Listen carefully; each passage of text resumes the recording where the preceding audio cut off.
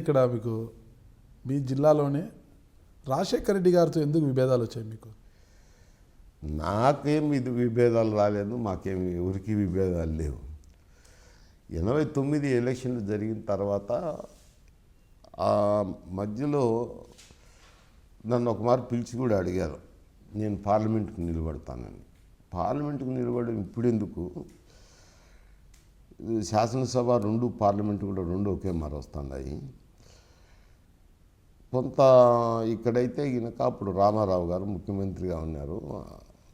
వివిధ కారణాల వల్ల ఏది ఉద్యోగస్తులు రిటైర్ చేయడం వల్ల అయితేనేమి, రెవెన్యూకు సంబంధించి రెడ్లు కర్ణాలు తీసేయడం అయితేనేమి, ఇతరతర అభివృద్ధి గురించి చూసినప్పుడు రోడ్లు చాలా అధ్వానంగా ఉండేది. బియ్యం ఇస్తున్నారు కాబట్టి అప్పుడున్న ఆదాయానికి అదే భారం కాబట్టి అభివృద్ధి బాగా కుంటుపడి ఉన్నది. వీటన్నిటి దృష్ట్యా కొంచెం గ్రామాల్లో చేంజ్ ఉంది. ఈ మార్పు ఉన్నప్పుడు కాంగ్రెస్ ప్రభుత్వం ఏర్పడే అవకాశం ఉంది, ఇప్పుడు ఎందుకు వెళ్తారు అని కూడా నేను సలహా చెప్పాను.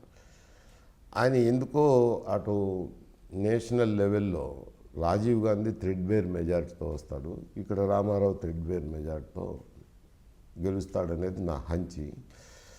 అదే అన్నాను, అది కరెక్ట్ కాదని కూడా చెప్పినాను. అయినా సరే నేను పార్లమెంట్కే పోతానని పార్లమెంట్కి వెళ్ళిపోయినాను. పార్లమెంట్కి వెళ్ళిపోయినప్పుడు అప్పుడు అక్కడ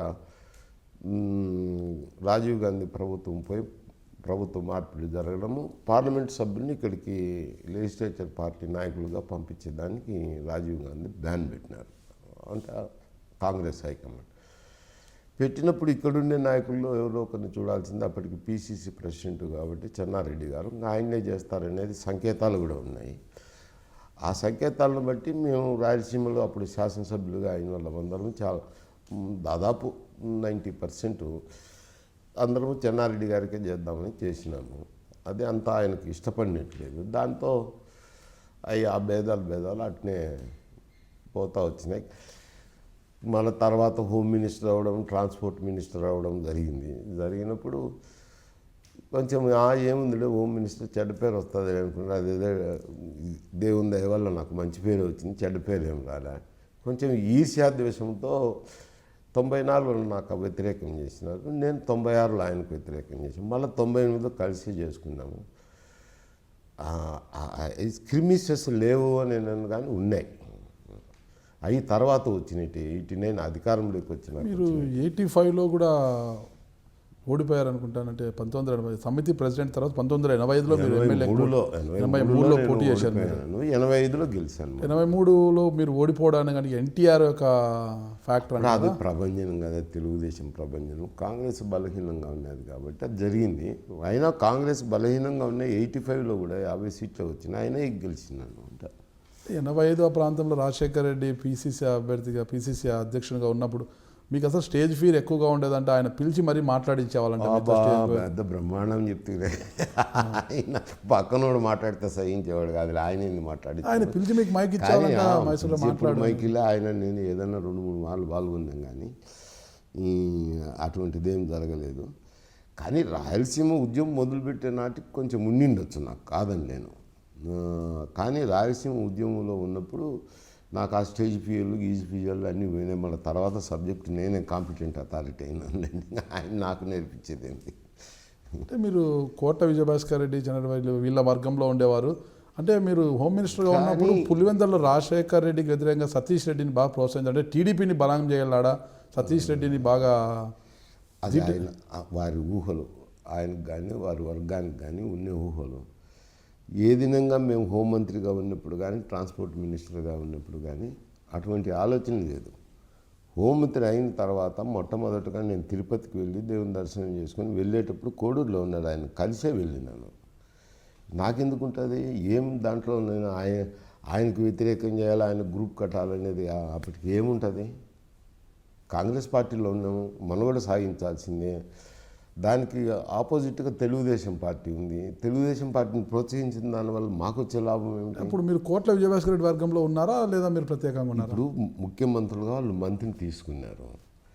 ముఖ్యమంత్రి అభిప్రాయానికి అభిష్టానికి వ్యతిరేకంగా పోవాలని మేము అనుకున్నామంటే రాజీనామా చేసి వెళ్ళిపోవాల్సింది. అంతేగాని క్యాబినెట్లో ఒక ముఖ్యమంత్రి రాజ్యాంగం ప్రకారం చూసుకున్న ఆర్టికల్ ప్రకారం చూసుకుంటే ముఖ్యమంత్రి సలహా మేరకు గవర్నర్ మంత్రులుగా అపాయింట్ చేస్తారు కానీ ముఖ్యమంత్రి సలహా లేని గవర్నర్ ఏమి అపాయింట్ చేయరు.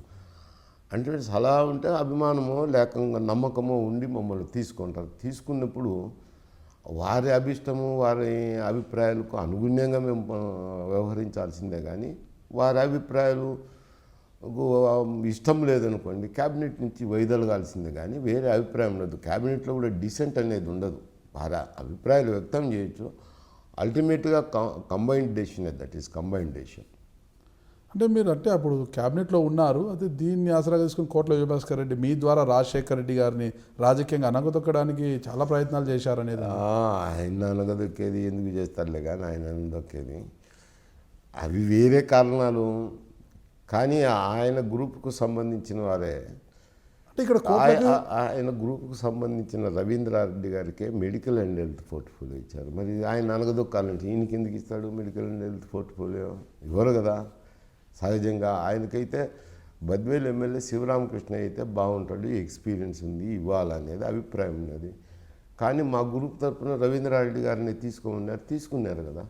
మీరు అప్పుడు ఉన్నప్పుడే చూసింటారు పివి నరసింహరావు గారికి అయితేనేమి కోట్ల విజయభాస్కర్ రెడ్డి గారు వీళ్ళందరికీ కూడా వైఎస్ రాజశేఖర రెడ్డి గారితో విభేదాలు ఎక్కువగా ఉంటాయి.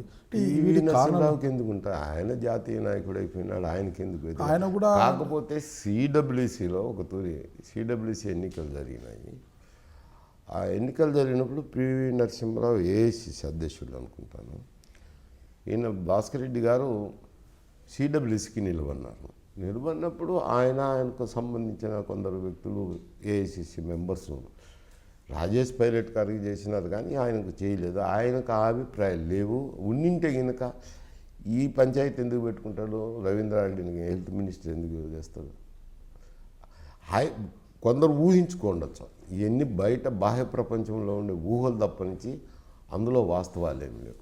అంటే టీడీపీ ఎన్టీఆర్ చరిస్మాతో టీడీపీ ఆవిర్భావం తర్వాత రాష్ట్రంలో కాంగ్రెస్ పార్టీ తుడిగిపుచ్చుకుపోయే పరిస్థితులు వచ్చిన సందర్భంలో రాజశేఖర్తోనే తిరిగి పునర్జీవం పోసుకుంది కాంగ్రెస్ పార్టీ అంటుంటారు. నేను ఎందుకు సార్కి ఆయన దాని మీద కామెంట్. ఇంకొక విషయం అంటే రాష్ట్ర విభజనకి కారణం వచ్చేసి చంద్రబాబు నాయుడు లేకే కాదు, జగన్మోహన్ రెడ్డి ప్రత్యేక పార్టీ పెట్టడం కూడా రాష్ట్ర విభజనకు కారణము. అంటే రాజశేఖర్ రెడ్డి అంటే చరిష్మా జగన్కు ఉంది, జగన్ కూడా వెళ్ళిపోతే ఏపీలో కాంగ్రెస్ పార్టీకి నూకలు చెల్లుతాయనే ఉద్దేశంతో రాష్ట్ర విభజన జరిగిందంటారు. దీనికి మీ సమాధానం ఏమిటండి? అంటే ఇది ఢిల్లీ స్థాయిలో జరిగిన